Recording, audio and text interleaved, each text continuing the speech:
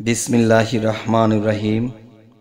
হে জগতবাসী, আজ আমি আপনাদের সামনে যে আলোচনাটি নিয়ে আসলাম সেই আলোচনাটি অবশ্যই মন দিয়ে শুনবেন এবং এই জিনিসগুলো যদি আমরা মেনে চলতে পারি, আমরা জীবনে অনেক বিপদ আপদ, অনেক সমস্যা হইতে বেঁচে থাকতে পারি। কারণ দেখুন, একটা মানুষ যদি জীবনে অনেক বিপদে থাকে, অনেক সমস্যার মধ্যে পড়ে থাকে, তখন কিন্তু সেই মানুষের দ্বারা দুনিয়াবি কোনো কাজকাম হয় না, এমনকি আল্লাহর ইবাদতটুকু হয় না। এই চিন্তা সেই চিন্তা, বিভিন্ন টেনশনে মানুষের জীবন কাটে। তখন একুল উকুল সকল কুলি হারাতে হয়। তাই আল্লাহ হযরত মুহাম্মদ সাল্লাল্লাহু আলাইহি সাল্লামের কাছে এই 30 পারা কোরআনকে নাজিল করলেন। এই 30 পারা কোরআনের দিকে যদি আমরা লক্ষ্য করি, আমাদের জীবনের অনেক সমস্যার সমাধান হয়ে যাবে। সেটি হলো যে দেখুন, সূরা নমল এর আমল ও ফজিলত, এর আমল ও ফজিলতটুকু অবশ্যই আপনারা লক্ষ্য করবেন। দেখেন, এই সূরাটি হরিণের চামড়ায় লিখিয়া, চামড়ার বিষয়টা কি, যে হরিণের চামড়া পাতলা। এই হরিণের চামড়াগুলো কিন্তু বিভিন্ন হেকিমি ওষুধ বিক্রি করে যারা, তাদের দোকানেই এই চামড়াটা পাওয়া যায়। তো সেখান থেকে পাতলা চামড়া কিনে দেখা গেছে যে অতটুকু পরিমাণ নিতে হবে, যতটুকু পরিমাণ হলে আপনি সূরা নামল লিখতে পারেন। আচ্ছা, এটি লিখে সঙ্গে রাখলে কোনো নেয়ামত হতে আপনি বঞ্চিত হবেন না। যে আল্লাহর নেয়ামত এমনই বিষয় যা মানুষের জীবনে প্রয়োজন, তা মানুষে পেয়েও হারিয়ে ফেলে। আর এই নেয়ামতগুলো আপনার মধ্যে আসবে, যা থেকে আপনি বঞ্চিত হবেন না। কবচটি ঘরের সিন্দুকের মধ্যে রেখে দিলে সে ঘরে সাপ, বিচ্ছু ইত্যাদি অনিষ্ট করতে পারবে না। এই সূরাটি হরিণের চামড়ায়, পাতলা চামড়ায় লিখে যদি ঘরের সিন্দুকে রাখা হয়, তাহলে দেখা যায় আপনি ঘরের মধ্যে অনেক জিনিস আছে যা পোকা, ইঁদুর বা বিভিন্ন কিছুতে এটা নষ্ট করে ফেলে। কিন্তু এটা যখন রাখবেন সিন্দুকের মধ্যে, তাহলে আপনার কোনো কিছুই অনিষ্ট হবে না। আচ্ছা, এবার আসি সূরা কাসাস। সূরা কাসাস এর আমল ও ফজিলত একটু লক্ষ্য করে শুনবেন। এই সূরা লিখে চাকরের গলায় বেঁধে দিলে চাকরের দুষ্কর্ম ও পলায়নের স্বভাব দূর হয়ে যাবে। এ সূরা 27 বার পাঠ করলে জীবনের নিরাপত্তা লাভ হবে। জীবনের নিরাপত্তা লাভ বলতে আমরা বুঝব কি? তো খেয়াল রাখবেন, সূরাটির নাম হলো কাসাস, সূরা কাসাস। এই সূরাটি যখন আপনি 27 বার পাঠ করবেন, তখন আপনার জীবনে দেখা গেছে এমন একটা দুর্ঘটনায় পড়ে যাবেন, বা এমন একটা লসের মধ্যে পড়ে যাবেন, বা এমন একটা বিপদগ্রস্ত হতে পারেন। সেই সব জিনিস থেকে আল্লাহর কোরআনের সূরা কাসাসের, সেই সূরা কাসাস যে আপনি 27 বার পাঠ করেছেন, এর ফলে আল্লাহ আপনাকে এ ধরনের বিপদ আপদ থেকে রক্ষা করবেন। আচ্ছা, এবার আসি সূরা আনকাবুত। সূরা আনকাবুত এর আমল ও ফজিলত বিষয়টা আমি বলছি। অবশ্যই যদি আপনারা মনে না রাখতে পারেন, অবশ্যই লিখে রাখাটা দরকার।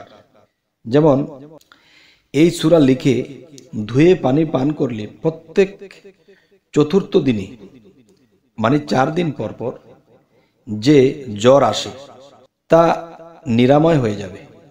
জাফরান ও গোলাপ জল দ্বারা লিখে ধুয়ে সে পানি পান করলে অলস্য ও দুশ্চিন্তা দূর হয়ে যাবে এবং মনে আনন্দ ফুর্তি এসে যাবে।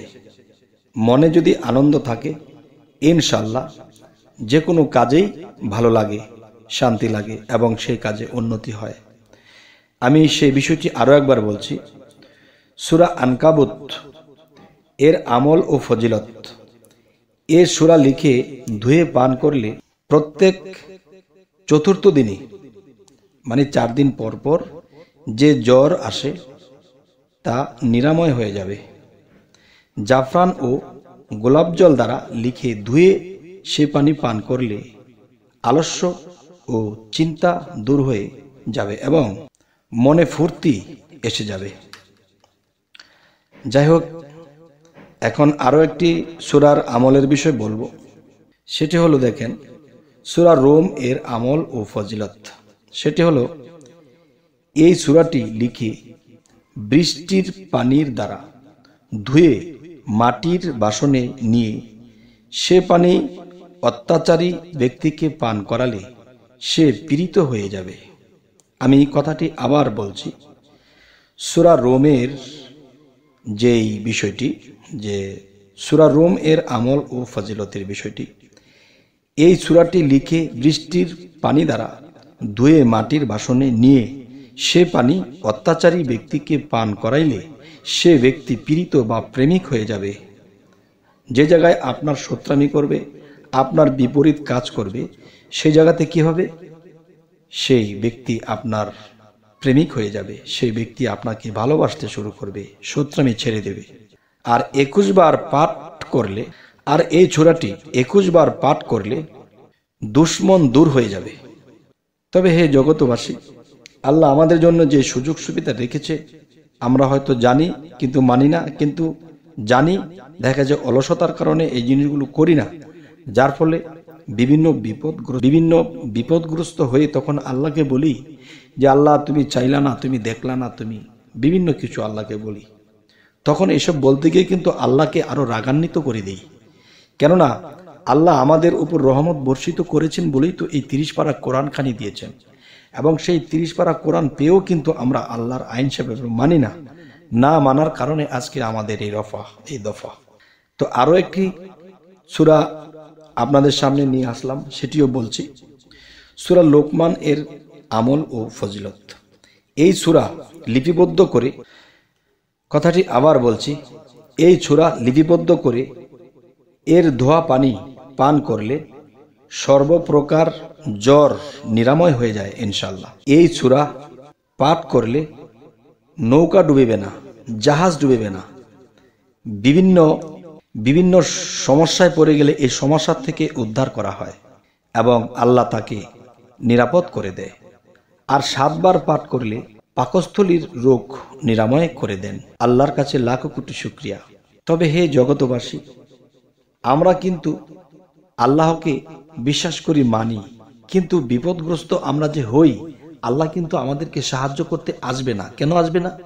আল্লাহর 30 পারা কোরআনের মধ্যে যে নিয়ম কানুন রেখেছে সেগুলো আমরা করি না, বিদায় আজ বিপদগ্রস্ত হয়ে থাকতে হয়। যাই হোক, আমাদের চ্যানেলের আলোচনা যদি আপনাদের ভালো লাগে অবশ্যই সাবস্ক্রাইব করে রাখুন এবং পরবর্তীতে কি ধরনের আলোচনা আপনাদের দরকার অবশ্যই জানিয়ে দেবেন এবং সকলেই ভালো থাকবেন। আল্লাহ হাফিজ।